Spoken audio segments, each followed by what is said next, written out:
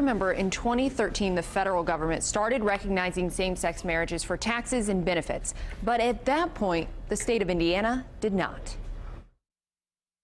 It says immediate action required. Anytime you get a letter from the Department of Revenue, you're going to be a little worried, especially if you're someone like Troy Bond. I've always been somebody that's wanted to do everything just right as far as taxes go, because you don't want to make any mistakes. It's why he was so surprised when the letter said he still owed nearly $1,800 from his 2013 taxes. And had to think back 3 years as to why that could have been, because, when you get a letter like that, you're kind of like shocked as to, where am I going to come up with this kind of extra money for taxes?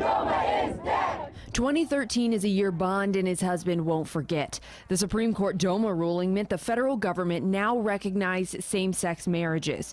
Because they had gotten married in Iowa in 2011, they could file their taxes jointly. But on their Indiana taxes, they were still single. Now, those two files are not matching, and so we may have generated a contact to that taxpayer to let them know that there's a discrepancy between their federal filing and their state filing. The state says it's okay if couples' 2013 marital status doesn't match. They might not owe money, and the issue should be resolved with a phone call. The state also adds it's not just same-sex couples getting the letters. Letters went out to a multitude of different types of taxpayers. It just happens to be that this particular change caught same-sex couples who had gotten married and were filing jointly with the IRS.